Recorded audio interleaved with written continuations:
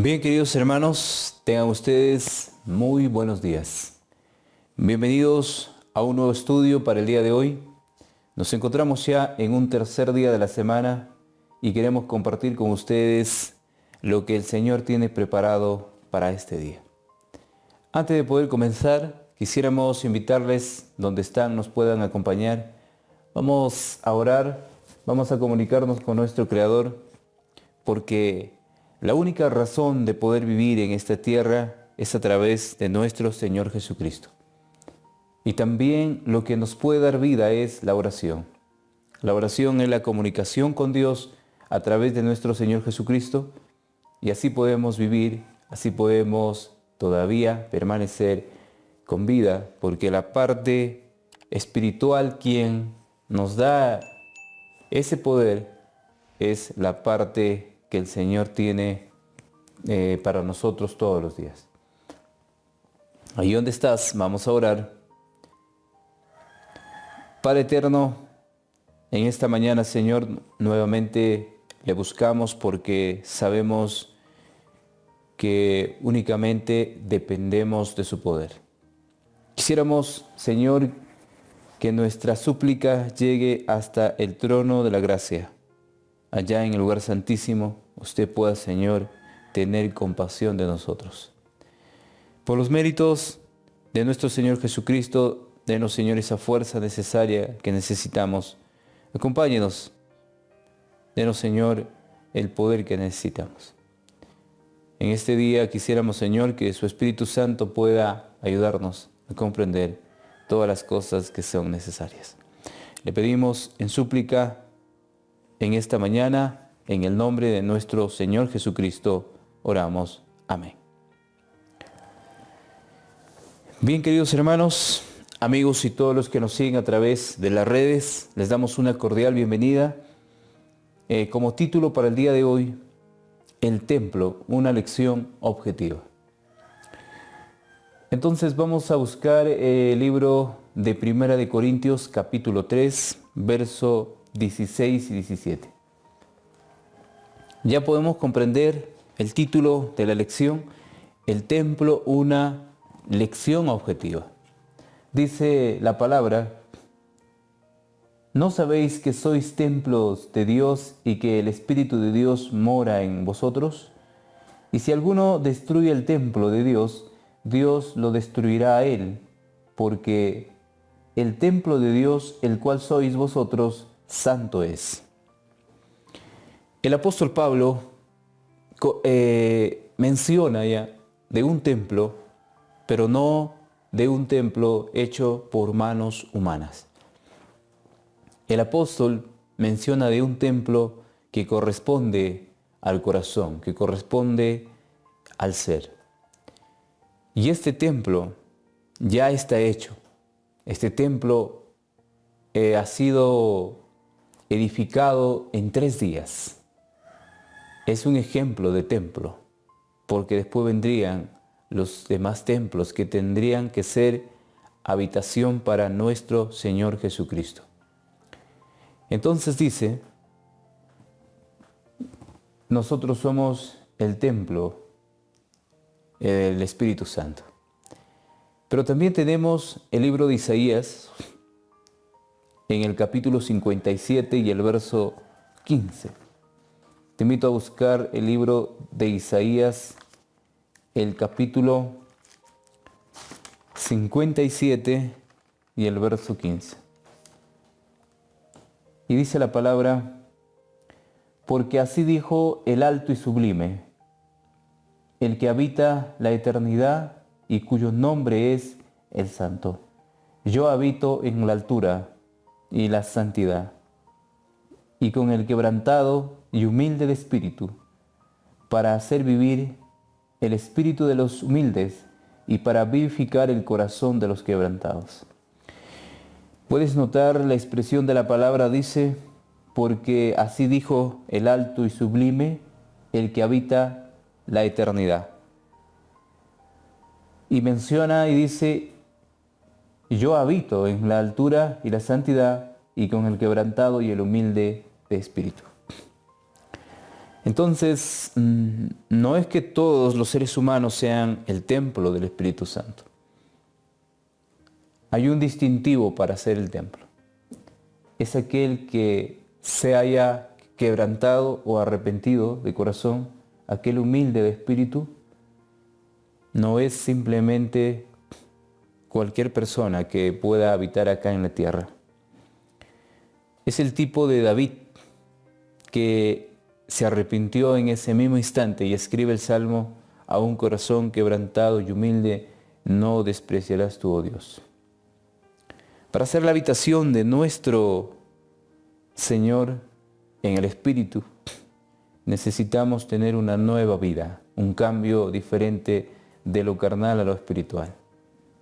Y el apóstol nos menciona que somos templo del Espíritu Santo, y el profeta Isaías dice: yo habito en la altura y en la santidad, y con el quebrantado y humilde de espíritu. No es más ni menos que tener el ejemplo o llevar el ejemplo de Cristo. Así como Él era, nosotros también tenemos que ser. En otras palabras, tenemos que llevar la justicia perfecta de Cristo para que Cristo pueda habitar en su templo. Entonces no confundamos, queridos hermanos, no somos todos el templo del Señor, porque hay muchos templos que podrían estar siendo profanados, y esos templos ya no serían templo del Señor, sino habitación de demonios, como dice la palabra.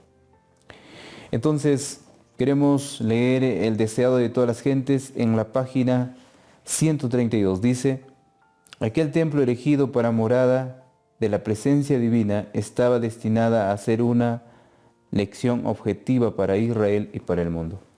Miren lo que dice el testimonio, que aquel templo que estaba siendo erigido para la presencia divina estaba destinado a ser una lección objetiva para el pueblo de Israel y para el mundo.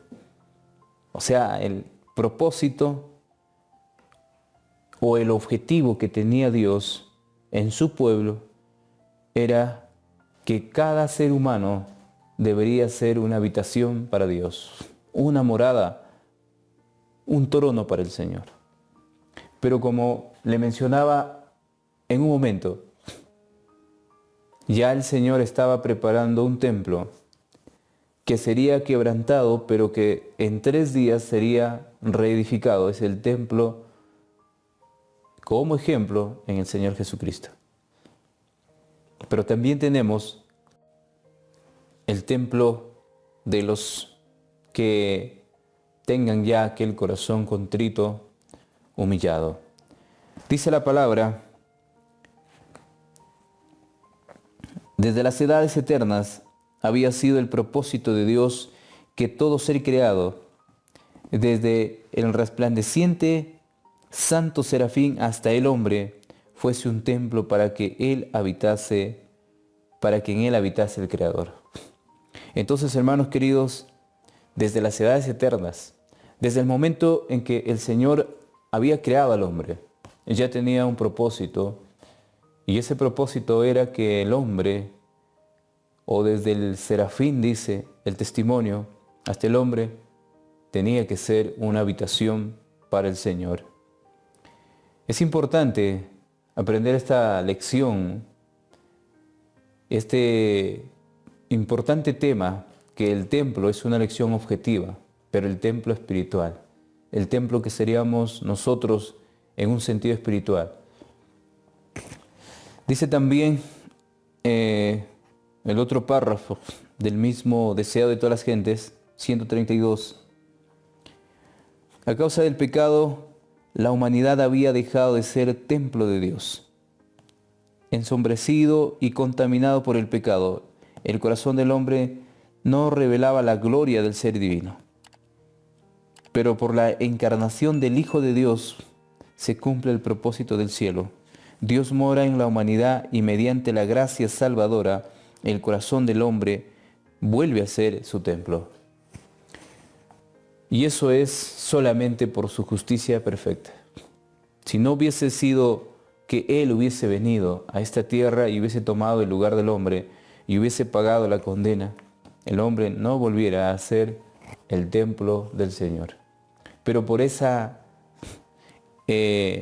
redacción que se dio en el principio, en lo que representa el sacrificio de corderos, y que después se dio ya como realidad con la muerte de Cristo, entonces podemos ya ver de que Dios tenía planificado todo y que gracias a Él podemos alcanzar lo que ahora podemos ser o lo que somos. En algunas personas ya se cumple esto escrito, que somos templo del Espíritu Santo.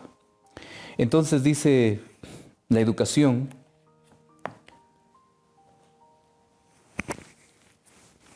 vamos a leer, bueno, vamos a seguir leyendo lo que es el deseo de todas las gentes, mediante una hermosísima e impresionante la palabra de Dios, muestra en consideración, tiene el nuestro, dice, organismo físico y la responsabilidad que tenemos de conservarlo en la mejor condición.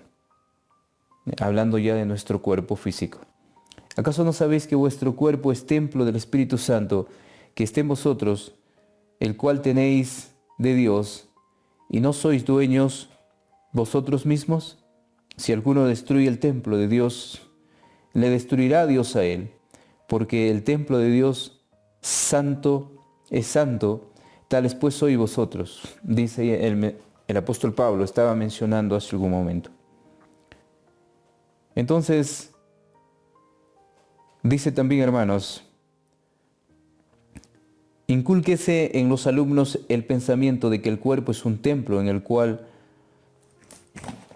Dios desea morar, que hay que conservarlo puro, como morada de pensamientos elevados y nobles.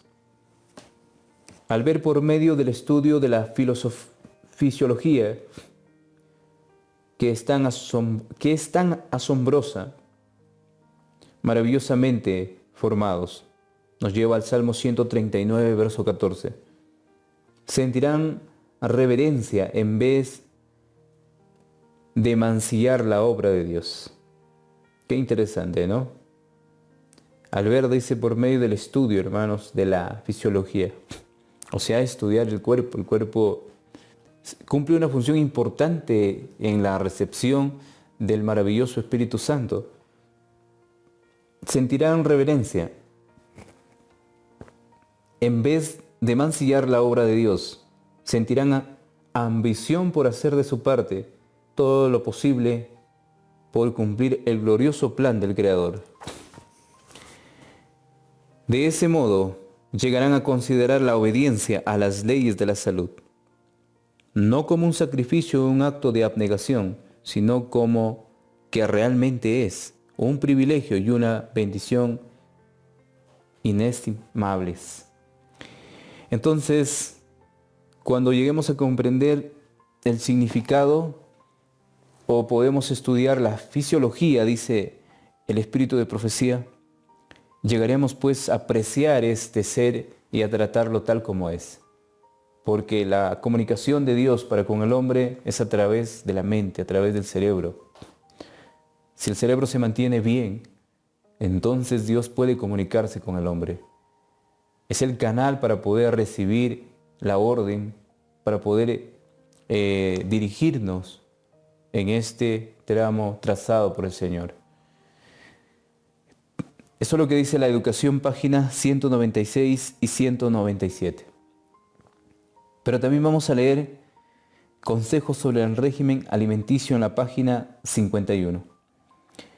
Es un deber saber cómo preservar el cuerpo en la mejor condición posible de la salud. Es un deber sagrado vivir de acuerdo con la luz que Dios misericordiosamente ha dado. Es un deber, dice hermanos, saber cómo preservar el cuerpo en la mejor condición. También es un deber, dice hermanos, saber cómo conservar o vivir de acuerdo a la luz que el Señor nos ha dado.